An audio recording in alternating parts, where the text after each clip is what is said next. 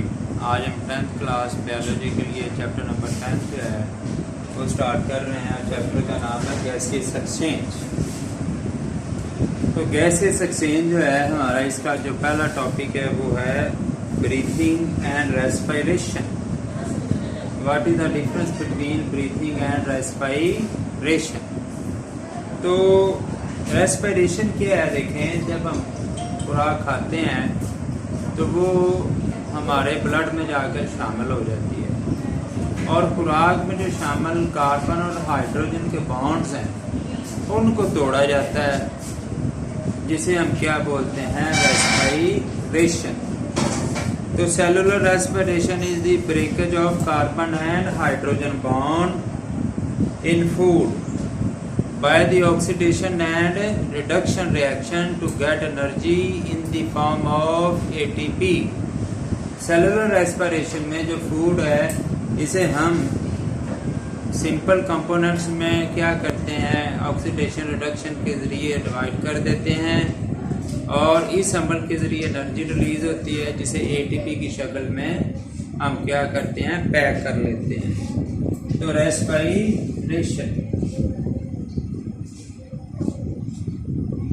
Respiration जो है एक बायोकेमिकल और मैकेनिकल प्रोसेस है।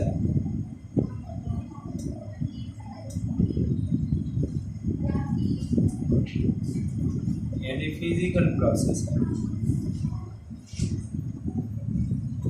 अब ब्रीथिंग क्या है, जिसे हम सांस लेना बोलते हैं, वो जस्ट एक फिजिकल प्रोसेस है।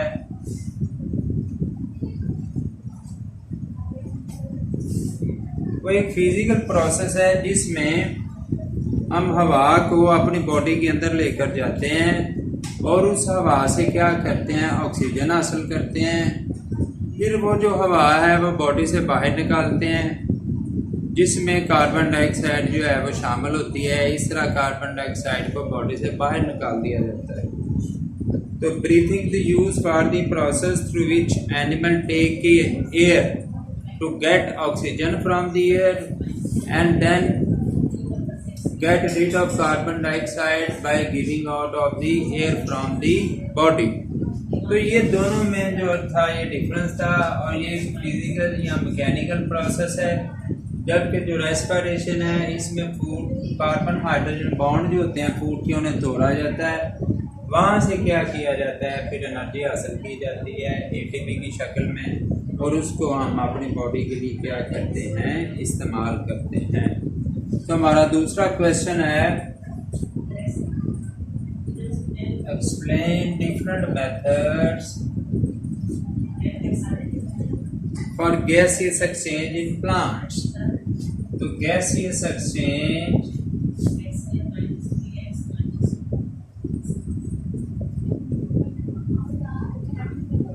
इन प्लांट्स।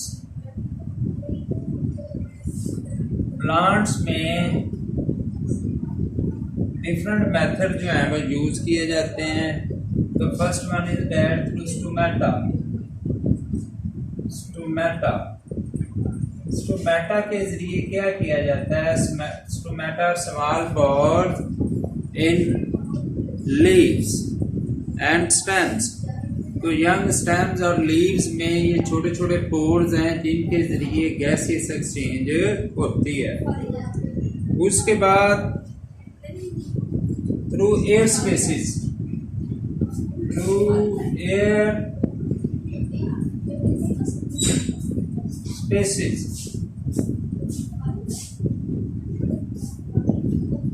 तो लीफ सेल्स में इंटरसेलुलर एयर स्पेसिस पाए जाते हैं। इन एयर स्पेसिस में जो है वो गैस जमा हो जाती है और उनको वहाँ से फिर बाहर निकाल दिया जाता है।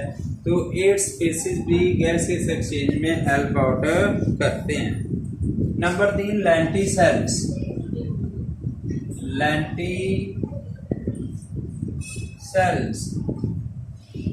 जो मेच्योर प्लांट्स हैं उनके जो सबसे बाहर वाला छिलका होता है उसे बार्क बोलते हैं।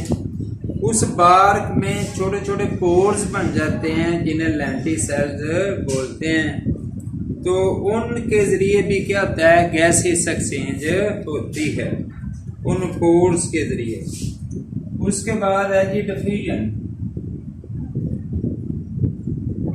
डिफ्यूजन एक कॉमन मेथड है गैसियस एक्सचेंज का। तो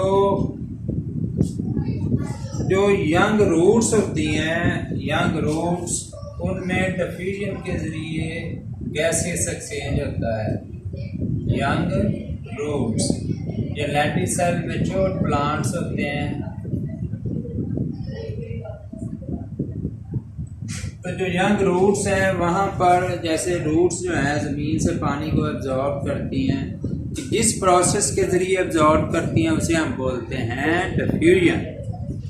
डिफ्यूजन। उसके बाद लास्ट है जी एक्वेटिक प्लांट्स जो हैं,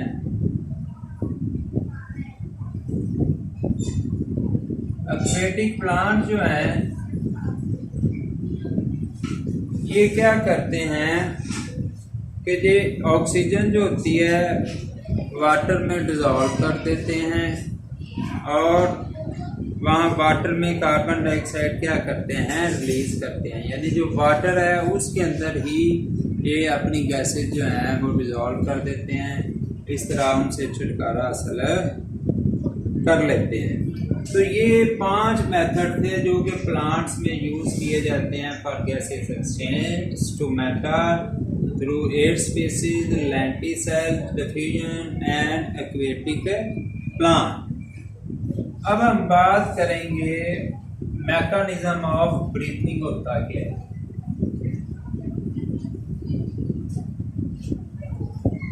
मैकेनिज्म ऑफ ब्रीथिंग के ब्रीथिंग का तरीकाकार क्या है, उसका मैकेनिज्म क्या है, उसके बारे में अब हम देखते हैं।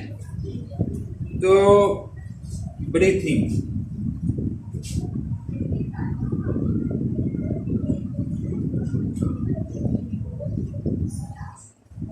तो ब्रीथिंग क्या होती है, the physical movements associated with gaseous exchange. Gaseous exchange के साथ जो फिजिकल मूवमेंट्स लिंक करती हैं उन्हें हम बोलते हैं ब्रीथिंग। तो ये जो ब्रीथिंग है इसके 2 फेजेस होते हैं, यानी फेजेस ऑफ ब्रीथिंग।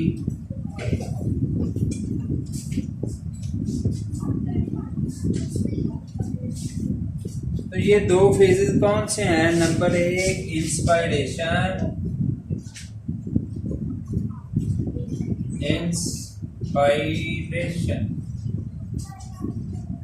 इंस्पायरेशन या इसका नाम है इनहलेशन। और दूसरा जो है एक्सपायरेशन और एक्सहालेशन।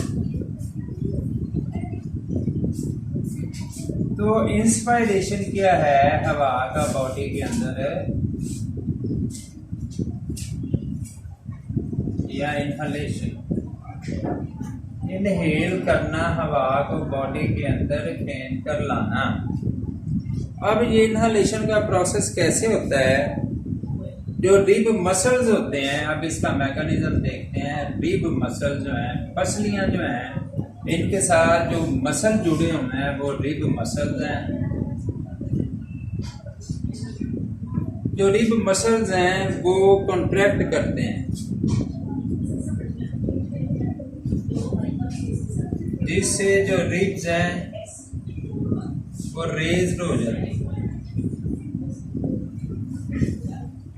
उसके बाद जो डायाफ्राम है, डोम शेप स्ट्रक्चर है जिसे डायाफ्राम बोलते हैं, ये भी क्या करता है, ये डोम शेप जो कॉन्ट्रैक्ट करता है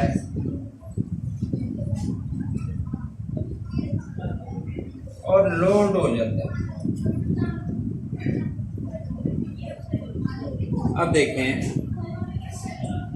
यानी ये मेरा हाथ रिब्स है, ये ऊपर को चला गया, ये डोम शेप था डायाफ्राम, ये नीचे को आ गया। अब दरमियान वाला एरिया क्या हो जाता है, बढ़ जाता है। तो एरिया जो है इनके दरमियान वो इंक्रीज हो जाता है। जब इंक्रीज हो जाता है तो एयर प्रेशर क्या हो जाता है, कम, एयर प्रेशर भी डिक्रीज हो जाता है लंग्स। एयर प्रेशर डिक्रीज होने की वजह से जो बाहर की हवा है वो बॉडी के अंदर आती है, लंग्स के अंदर आती है, जिसे हम बोलते हैं इंस्पायरेशन या इनहालेशन। एरिया बढ़ने की वजह से वहाँ का प्रेशर कम हो जाता है और प्रेशर कम होने की वजह से आउटसाइड की जो एयर है वो बॉडी के अंदर दाखिल हो जाती है। उसके बाद दूसरा है जी एक्सलेशन या एक्सपायरेशन।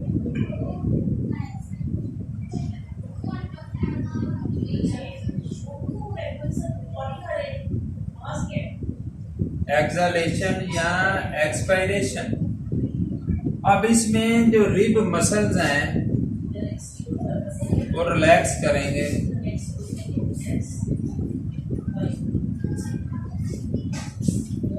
और अपनी पहली वाली जगह पर आ जाएंगे। तो रिब मसल क्या करेंगे, रिलैक्स करेंगे और अपनी पहली वाली बैक पोजीशन में आ जाएंगे, ओरिजिनल पोजीशन। ऊपर नीचे आ जाएंगे, काम डाउन।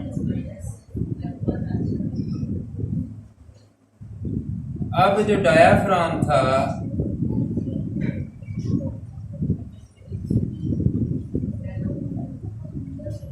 तो जो डायाफ्राम था वो भी क्या करेगा, वो रिलैक्स करेगा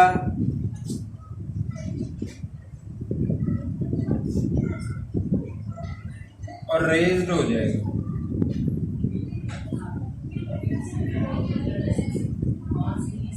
ऊपर को देखें, पहले ये था, ये रिब मसल है, ये मेरे पास डायाफ्राम है। अब रिब मसल नीचे आ गए हैं अपनी ओरिजिनल पोजीशन पर, डायाफ्राम भी ऊपर को चला गया है। अब दरमियान वाले एरिया का प्रेशर क्या हो जाएगा, इंक्रीज्ड प्रेशर। प्रेशर इंक्रीज होने की वजह से क्या होगा, जो अंदर की हवा है वो कहाँ करेगी, रश करेगी बाहर की तरफ। तो हवा के बाहर जाने को हम क्या बोलते हैं, एक्सपायरेशन या एक्सलेशन। तो इस तरह ये था मैकेनिज्म ऑफ ब्रीथिंग। इंस्पायरेशन में बाहर की हवा अंदर आती है क्योंकि लंग्स का जो प्रेशर है वो कम हो जाता है, बाहर ज़्यादा होता है। और एक्सपायरेशन या एक्सलेशन में अंदर प्रेशर बढ़ जाता है, बाहर कम होता है, जिसकी वजह से अंदर की हवा कहाँ चली जाती है, बाहर चली जाती है। अब हमारा जो नेक्स्ट क्वेश्चन है वो है स्ट्रक्चर ऑफ लंग्स। अब हम लंग्स के बारे में देखते हैं जी।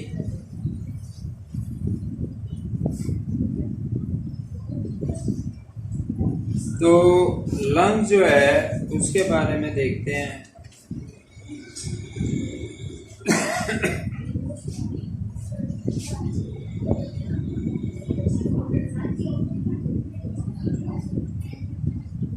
तमाम एल्वेलाई जो होती हैं, लंग का जो लास्ट स्ट्रक्चर है उसे क्या बोलते हैं, एल्वेलाई। ये स्मॉल पॉचेस होते हैं, छोटी छोटी थैलियाँ होती हैं। तो एक लंग्स में जितनी भी एल्वेलाई हैं वो आपस में मिलती हैं और मिलकर क्या बना देती हैं, लंग्स बना देती हैं। क्या बना देती हैं, लंग्स बना देती हैं। बॉडी के अंदर 2 लंग्स होते हैं। तो लंग के बाहर जो है चेस्ट बार,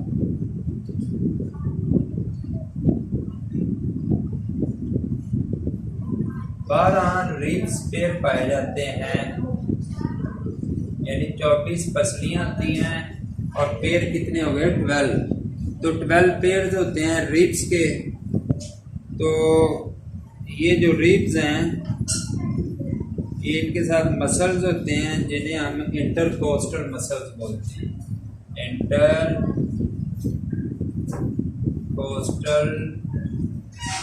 मसल्स। तो चेस्ट वाल में 12 पेयर हैं रिब्स के और इनके दरमियान जो मसल्स हैं इन्हें इंटरकोस्टल मसल बोलते हैं। उसके बाद है जी डायाफ्राम। ये डोम शेप जो है वो स्ट्रक्चर होता है, मस्कुलर स्ट्रक्चर है, जो कि जिसे हम डायाफ्राम बोलते हैं। ये लंग्स के नीचे होता है, बिलो लंग्स, मस्कुलर स्ट्रक्चर है।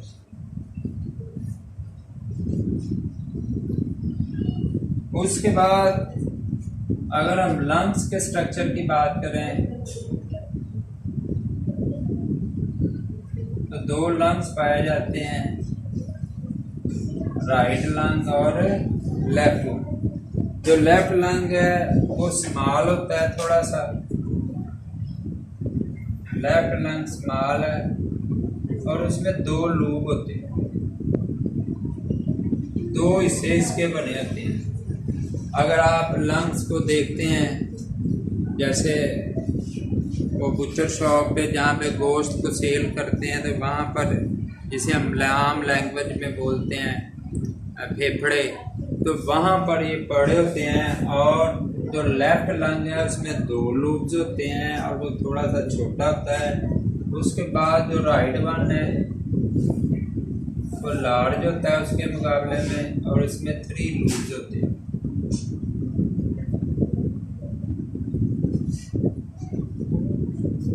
इसमें कितने लूब्स होते हैं? 3 लूब्स होते हैं। लंग्स होते हैं स्पॉन्जी होते हैं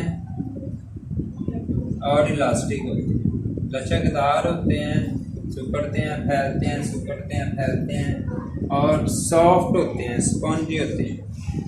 उसके बाद आ गया जी प्लूरल मेम्ब्रेन।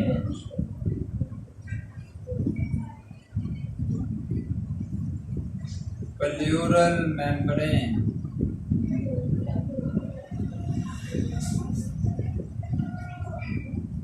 तो जो ईच लंग जो है वो 2 मेम्ब्रेन में अटैच होता है, जिन्हें हम प्लूरल मेम्ब्रेन कहते हैं, inner pleural membrane and outer pleural membrane. Her lungs के बाहर और अंदर की तरफ एक मेम्ब्रेन होती है जिसे प्लूरल मेम्ब्रेन बोलते हैं। ये जो प्लूरल मेम्ब्रेन है इनमें फ्लूइड होता है, एक मादा सा होता है जो कि लंग्स को फ्रिक्शन से यानी रगड़ से बचाता है। तो ये था जनाब स्ट्रक्चर ऑफ लंग्स। तो मैं उम्मीद करता हूँ कि आप इसे गौर से जब सुनेंगे तो आपको समझ आएगा। अल्लाह ताला मेरा और आप सबका हम भी नासिर हो। अल्लाह हाफ़िज़।